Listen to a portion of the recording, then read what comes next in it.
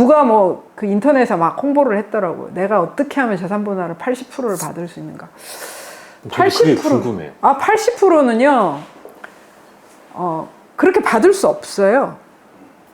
받을 수 없다고요.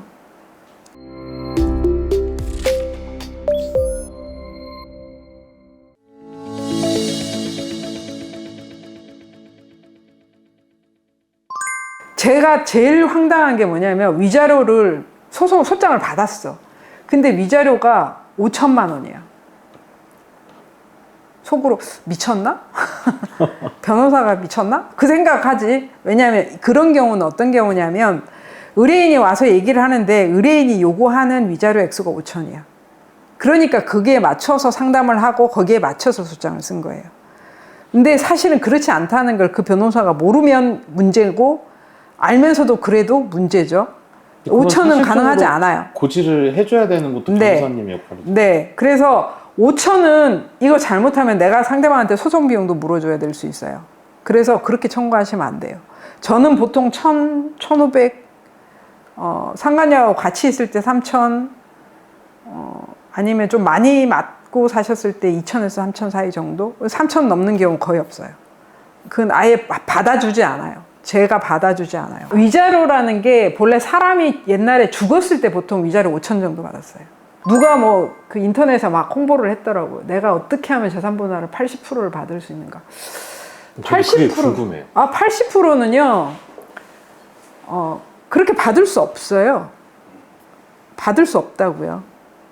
그럼 재산 분할은 80%는 일반적인 경우에 80%를 받을 수 있는 게 아니고, 만약에 이 사람이 자영업자야.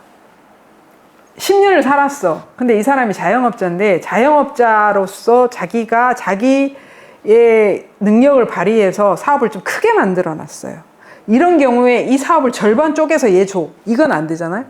이런 경우에 조금 예외적인 사유들이 있을 수 있고, 아니면 혼인 기간 자체가 짧아. 10년이 아니라 뭐 2년, 3년 정도 돼요. 2년, 3년 정도 되면 어떻게 계산을 하시냐면, 맨 처음 결혼을 할 때 너네들 얼마씩 갖고 왔니?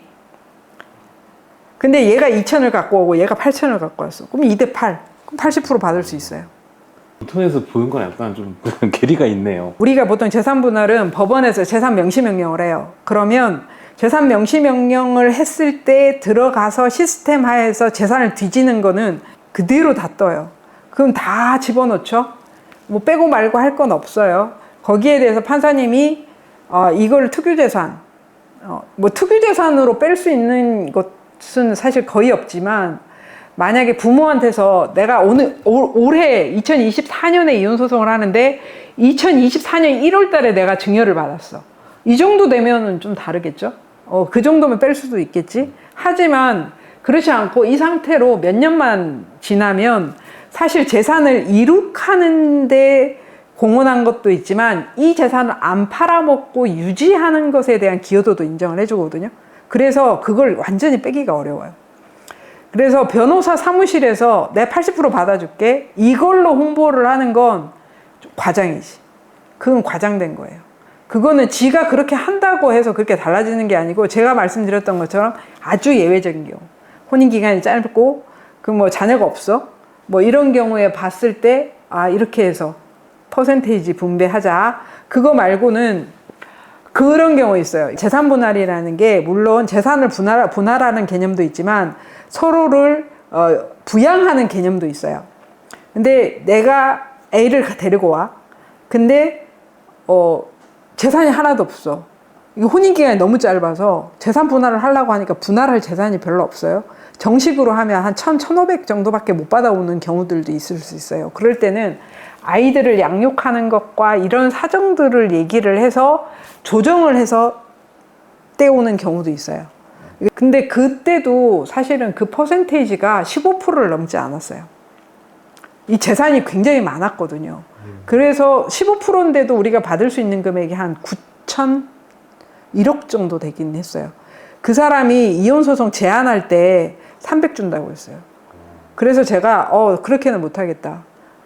우리 그냥 못 먹어도 그냥 이건 한번 가보자. 라고 해서 1억을 받아내기는 했어요. 굉장히 주변 사람들의 협조를 받아서 재판장님도 나름 이게 어느 정도 설득이 돼서 그래서 받아낸 액수였고, 그리고 저는 재산 분할의 퍼센테이지 얘기했잖아요. 그러면 단호하게 얘기해요. 기대하지 마시라. 5대5. 하지만 싸울 때는 다르지. 싸울 때는 싸워보는 거잖아요. 내가 그러면 2대8로 싸울 생각을 갖고 있지만 그래서 2대8을 받아주겠다고 저는 사건을 선임할 수는 없어요. 왜냐면 내가 알고 있는 건 5대5인데. 그잖아. 내가 5대5인 걸 알고 있는데 2대8로 내가 사건을 선임할 수는 없잖아요. 그래서 얘기를 해요. 5대5라고 생각하시라. 그보다 더 확실한 답을 원하시면 그 답을 해주는 변호사한테 가시라. 저는 그렇게 답을 할 수가 없다. 하지만 그렇게 해서 선임하고 나서 제가 싸울 때는 싸우죠. 근데 정말 6대4까지 바꿔놓는 것도 진짜 힘든데 이걸 벗어나는 건 정말 힘들어요. 어떻게 보면 그러니까 그 다음 번째 문제는 법인이죠.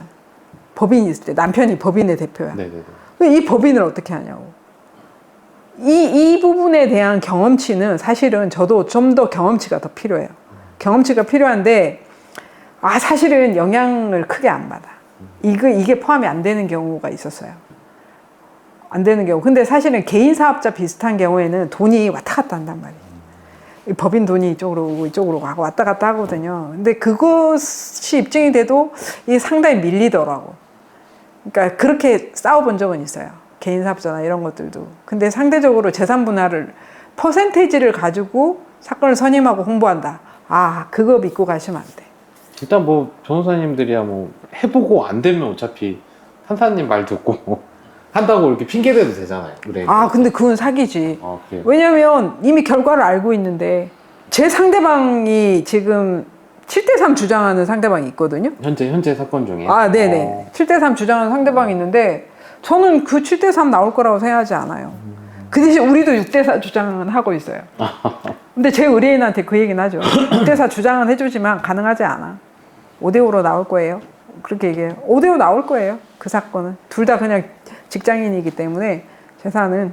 근데 그 중에 그 사람들이 왜 7대3을 하는지 저는 이해할 수 없죠.